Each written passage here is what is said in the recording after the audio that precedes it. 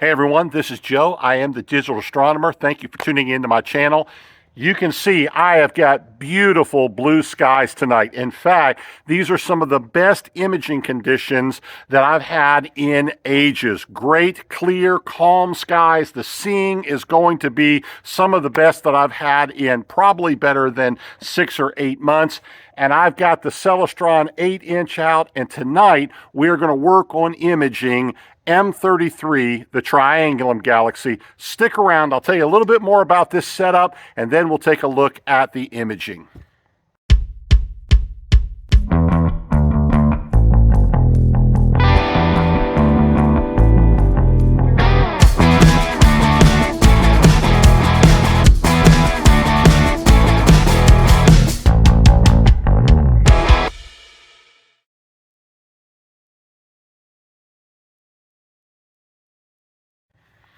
Okay, if you've been around my channel for a while, you know that this Celestron 8-inch is a relatively new acquisition. Prior to this, I've been shooting with two scopes, the Celestron 6-inch telescope, and then, of course, my Orion ED80T. And the Orion is absolutely my favorite of these setups. I love shooting a very wide field, or moderately wide field, I should say, images of things like nebulae, but it hasn't really done as good on galaxies as I'd like. And so what I wanted to do was set up something to do some of these deep sky objects, such as planetary nebula, also some galaxies. So tonight, I'm going to get to put this to the test. A couple of weeks ago, I had the same set out with the same telescope and mount with the ZWO-224 doing some planetary imaging. Tonight, I've changed up the camera and added a focal reducer to go after M33. And so just to give you a quick rundown,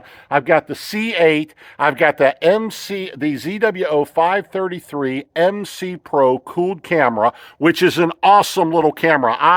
The more I'm working with this camera, the more I like it. You're going to see what I mean. Very little noise, absolutely no amp glow in this unit at all. I still do a little bit. I shoot about 20 or so dark frames with it, and it is just wonderful. Last night I got out and played around with working. I've got the you can see here, I've got the Celestron electronic focuser on it, and because I hadn't used that as far as the auto focusing routines in Nina, it took me a little while to get that set up. I think I've got it, kind of some of the bugs worked out with it tonight, and so I'm looking forward to that. A couple of you have asked me questions about how this mount, how the AVX carries the C8. And let me say, last night I was playing around with it a little bit, and I did about 2.5 hours of imaging on M33,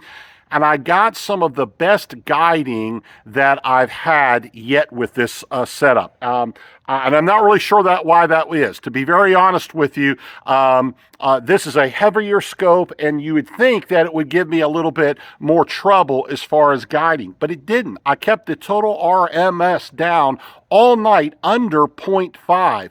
A big part of the night, it was floating around 0.25, 0.30, somewhere in there. And so this is giving me really, really good guiding. You'll see here, I've only got one weight. The weight is all the way down at the bottom of the rod, but it seems to keep everything balanced. Everything seems to be working pretty good. And so I'm looking forward to it. I'm going to be back in just a couple of minutes. I'll show you the setup that I've got in Nina, and then I'll show you just a quick run through and let you see one of the first images that I take tonight. And then, of course, we'll come back, we'll stack it all together in AstroPixel processor, and hopefully have a really nice picture of the M33 Triangulum galaxy.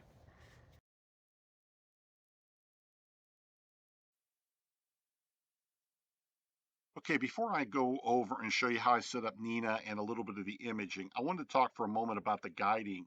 A couple of you have asked the questions about how the C8 will work mounted on the AVX mount. The AVX is not the highest end mount that there is. It's an entry level kind of economy sort of a mount. And the question was, would that carry and guide okay with the C8 with that extra weight. And I'm happy to tell you that I've gotten great results. This is my actual PhD2 guiding log from last night. And you can see here, this was while I was setting up and getting things organized. But here, number 4, this log section number 4, this was the first 4 hours and 4 minutes of guiding. That is the first part of the night where I was imaging. Then I did the meridian flip, and this last hour or so, 54 minutes, was after the meridian flip. And you can see prior to the meridian flip, this was going great. And part of this was really early in the night where Triangulum was still sitting a little bit low on the horizon, probably not in the best of position, but you can see my total RMS air for the night was 0.36. I was really happy about that, and it even got better after the meridian flip. It dropped down to 0.22. So what would I conclude from that? The AVX mount with the Celestron 8-inch telescope works just fine. Now, I don't think I would go any larger than that with the AVX, any larger than the 8-inch telescope, but it works fine with the 8-inch. Okay, let's go over and let me show you how I got things set up in Nina and all of that. All right, I want to take just a moment and run through my settings in Nina. I had intended to show you the actual capture video from last night. Unfortunately, the file got messed up and I didn't have any sound on it, and so it was just a mess, and I just deleted it and figured I would do it this way. First thing I want to show you is the settings that I have set up for my autofocuser. Now, like I said, I'm using the Celestron electronic autofocuser. And the way that I've got that set up, I've got the autofocus step size set to 25, the autofocus initial offset step set at 4, the exposure time set at 6. The autofocus method, I've got it on a star HFR, which I believe is the default setting. I did change this. I found that if for the curve fitting, that trends and hyperbolic seem to work best for me. The default setting is trend lines. But I played through with all of these the other night, and it seemed like trends and hyperbolic worked best for me. That was true, by the way, on my 6-inch telescope. It's the same on the 8-inch. Everything here I've left at the default, except for the autofocus number of frames per point. I like to set this to 2, and what that does, it takes 2 pictures of the sky, and then it sort of averages them together. And that way, if you're getting bad seeing or a little bit of shaking or something, it doesn't throw off your autofocus routine. And I've also set the backlash compensation method to overshoot. And then this is an arbitrary number, but I've set the overshoot compensation to 200, the backlash compensation to 200 in the out. Now notice, when you're using backlash overshoot, you want to have 0 on the in, and then an arbitrary number of steps that you're going to work a way out. And that way you'll get a nice curve. And by the way, this gave me a nice V curve and good focus. Now, let me go over here and show you the sequence. And you're going to see that the sequence got cut short on me last night. I ended up having some fog build up on my telescope. I have a dew cover, but it's not heated. And so last night the temperature dropped a lot. It got down below freezing, and I noticed that the quality of pictures started dropping down. I went out, looked at it, and of course I had frost on the telescope, on the front lens there, and so I ended up stopping short. But you can see what I've got set up here. I had it set up so that I was shooting 180-second subs, 3-minute subs. I shot last night a total of 90 of them. I had 50 from the night before, so I have a total of 140 images to stack, sub frames to stack, and I dithered on every other frame. Now I'm going to go over here to very quickly over to Auto Pixel Processor, and I'll show you what I've got here. I've stacked 140 subs. I've got a master flat, a master dark, and a master dark flat. And let me show you real quick what the original picture looked like. This was the integration when it did the original stack.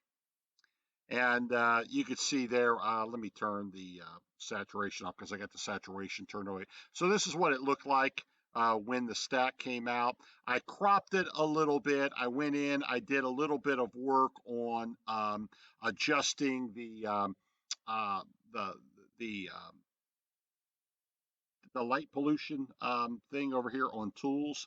I ran through the light pollution process, and what I ended up with was this image right here. And to kind of adjust the colors a little bit, I took it over to Cyril. I took that picture over to Cyril. Cyril's got this really cool little routine that will do a photometric color correction for you. And so what you end up doing is going over here to image processing, you go to color calibration, photometric color calibration.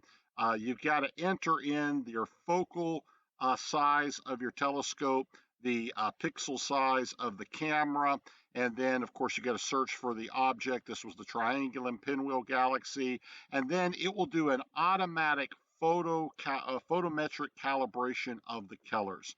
I then took that over to Photoshop, and I played around a little bit with it. You'll see I turned the image. I turned it 90 degrees counterclockwise, and played with the color a little bit, and brought out a little bit more contrast.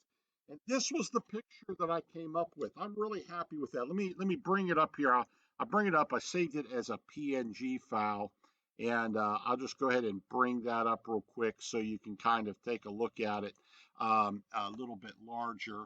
This was the PNG file. I'm really happy with that. I played around a little bit. I thought about maybe putting in a couple of a couple of these really large stars. I played around with the idea of adding in some star spikes. I have a thing on Photoshop that will let me do that.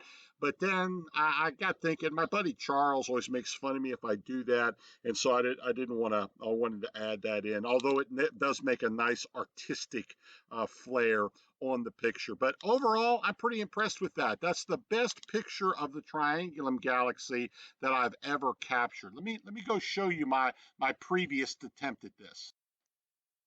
Okay, I went ahead and opened up my AstroBin account here, and I pulled up this picture. This was my attempt last winter, on the Triangulum Galaxy. This is shot with a very, very different setup. I shot this with the Orion ED80.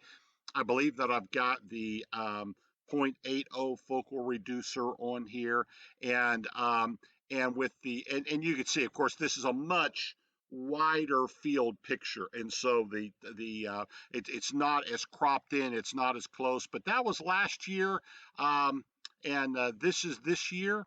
And man, I really love this picture. I love the detail that you can get. Look at the nebulosity here. This is a big nebula here in another galaxy that is, millions of light years away, and yet here we are, can see it. By the way, Triangulum is a really interesting galaxy because it's part of our local group.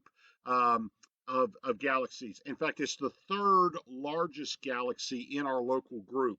The largest is Andromeda, and then, of course, followed by our Milky Way, and then this would be the third largest galaxy in that local group of galaxies. And there is some evidence that it's gravitationally interacting both with Andromeda and with the Milky Way. So kind of a neat kind of a thing. It is actually traveling towards us, scientists say, which is pretty cool. And there's even a comment there that says one of these days, if the universe lasts long enough, that this would actually interact, like pass through our own galaxy. Now, galaxies are mostly made up of empty space, so they just kind of whiff on through each other. But I thought that was kind of a cool thing. An amazing, amazing object in the night sky. So I hope you enjoyed the video. I hope you learned something by it.